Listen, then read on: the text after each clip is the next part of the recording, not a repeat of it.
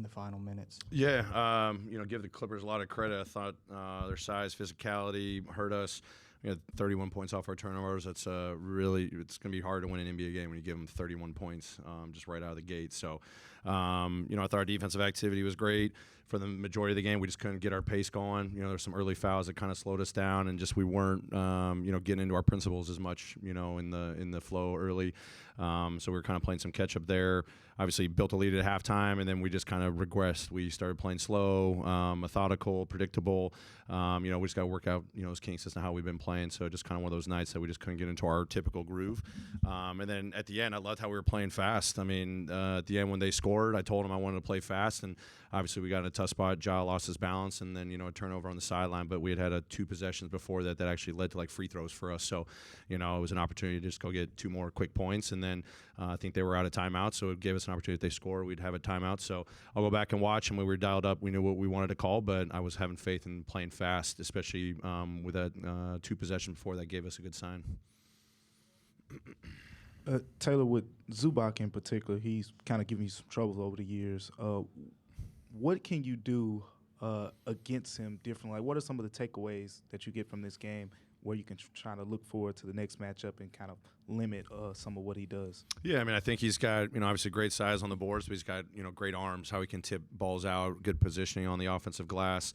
And then they're using him more in the post. Obviously, he had a lot of success tonight, so we got to do our work earlier. Maybe we change up some coverages or something like that, but just a little bit better one-on-one defense. And then defensively, we got to do some different things to move him around. And it was pretty predictable with our size inside. We weren't giving outlets to our drivers to the guy that was in the dunker spot. He was able to have presence at the rim, alter shots, block shots.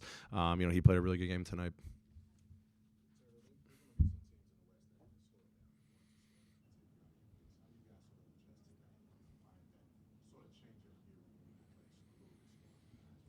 Yeah, I mean, we've got to continue to play to our pace. If granted, we didn't give up 40 free throws tonight, so that would really hurt you. But 26 free throws nonetheless. Harden with 10 of them. Obviously, dynamic scorer, playmaker.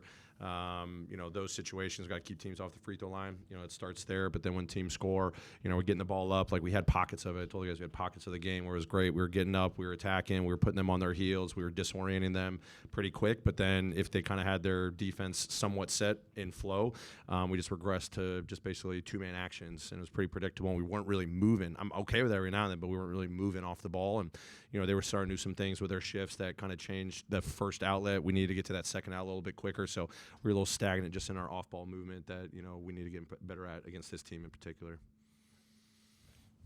Taylor, y'all shot 38% in the paint. Just, you mentioned Zubac's activity, but is there any other schematic things that the Clippers were throwing at y'all to slow your activity down in the paint, or was it just simply just the ball not bouncing the right way? I mean, I say I give him credit. I mean, I thought it was a pretty physical game back and forth. Some of the physicality we got to play through, but then also, I mean, we missed some bunnies. Whether it was a touch shot on a spin around or we had a wide open lane and just goes in and out. And I venture guess a lot of those turned right into a bucket for them on the other, and they did a great job of just kicking ahead to half court, and it was basically a 3-on-2, and we gave up a couple layups pretty easily. We got to do better there. So I think it's a product of both, but some of those we just got to finish.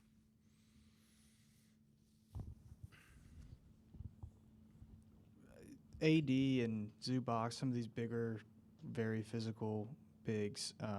I mean, you drafted Zach Edey. He's obviously another physical presence as well.